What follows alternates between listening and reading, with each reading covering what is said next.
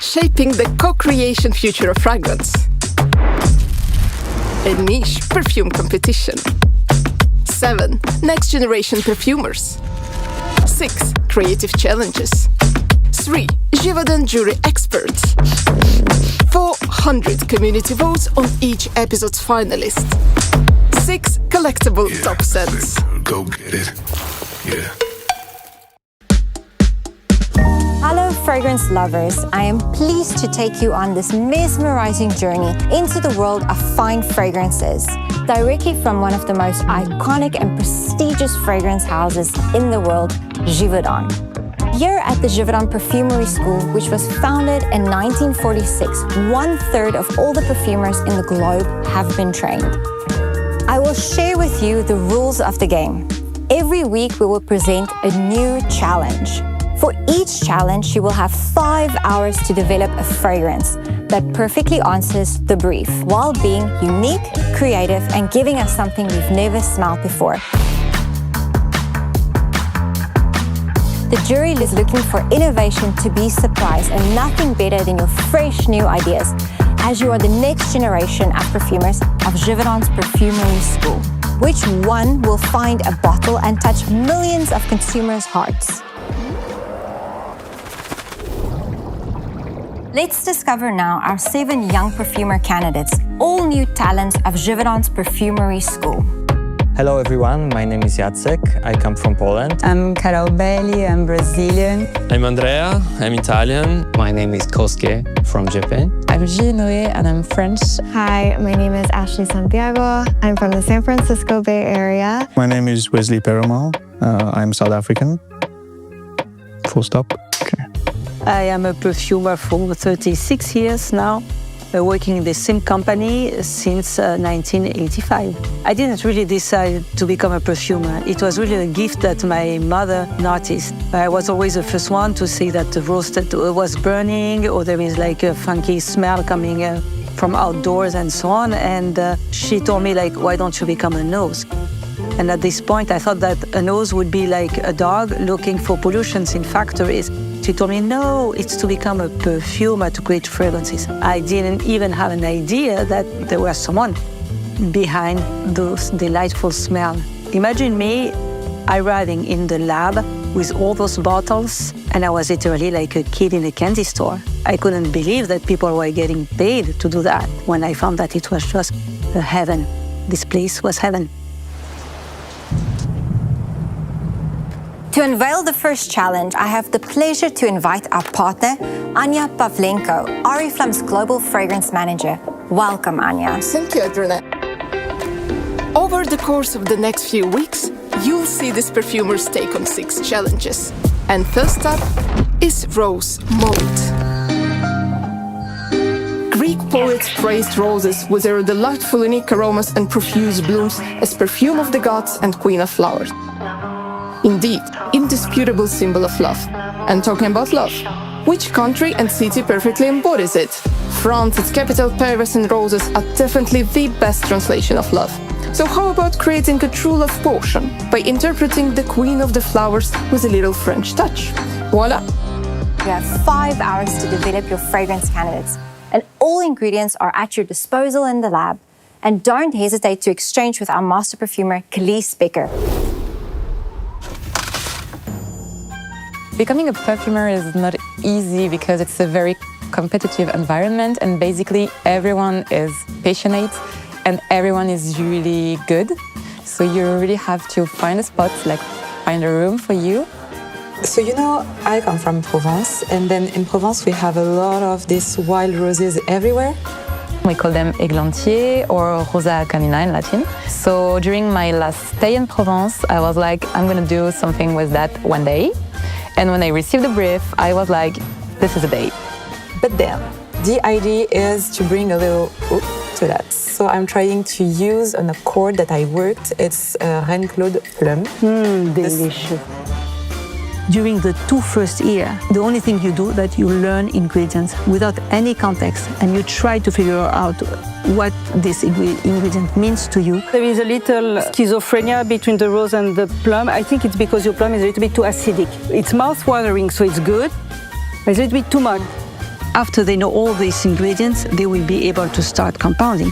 There is a say that to remember something, you have to forget it 7 times. So 700 ingredients that you forgot 7 times to be sure that you will get that for the rest of your perfumer's life. Lower that, but the rest of the plum is beautiful, this Reine Claude, the rose and so on. Don't touch the woods, like, poof, well done.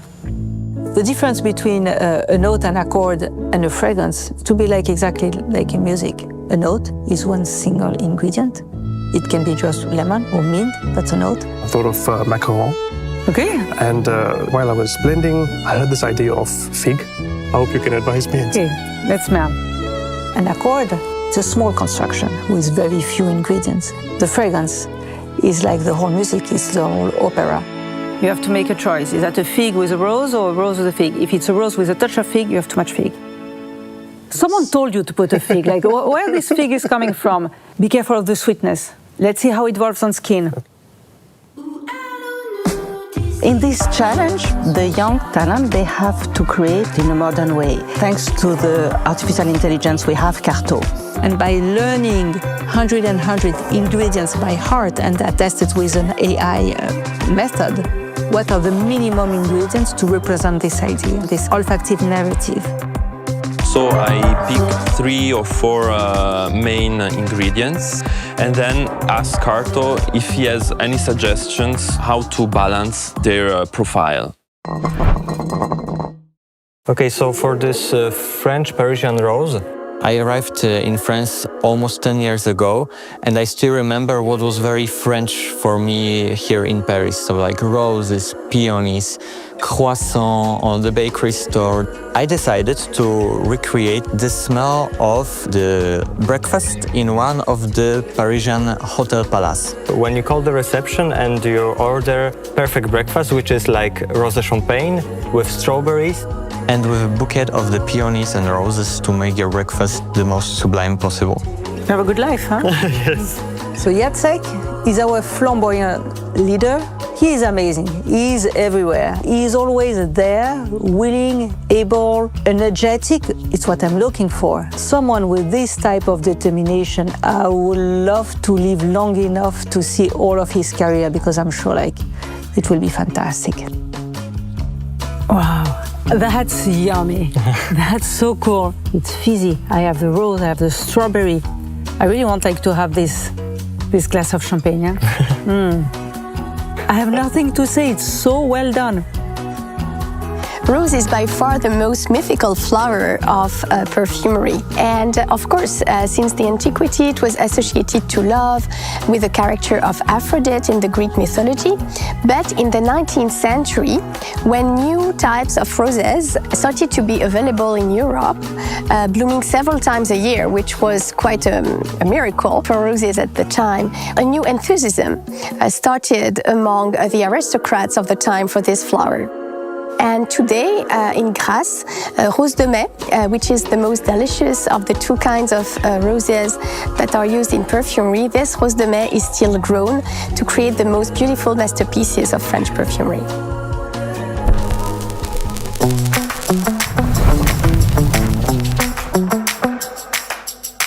I think this one looks like quite easy because a rose and let's make it chic Parisian, but you have to be new.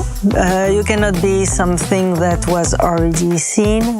It has to be charming because it's all about charm without being boring, been there, done that. Rose for all is rose violet. I think the violet is a unisex note which fits also very well for men. I try to make them more universal, to get out of this traditional romantic love. I love Rose for All. That was really a favorite. This surprised me. This one was one of my favorites as well.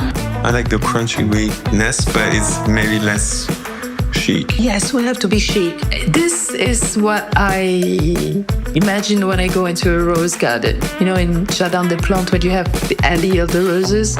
This is, for me, chic. Those 2 really stand out. The judges have spoken. Now our community has voted. And the verdict is... You're winning niche Eau de Parfum. The modern, glowing, slightly capricious rose with unexpected playful twists of crunchy nutty notes, like almond croissant in a trendy pâtissier. So Parisian. Of course, this is Wild Rose in Paris by Julie. Julie is our only French perfumer. She comes from south of France, Montpellier. She is a genuine passionate about smells, fragrances. She did everything to enter in this perfumery school. She worked extremely hard, and she goes very, very deep in anything she does. She's an amazing, amazing talent. Up next, one of the most prestigious fragrance ingredient in the world. Oud. Considered to be very sexy. Start over, make it more vibrant. Very different on skin. That's cool. If Khalees Baker tells you your fragrance is cool, it's cool. Yeah.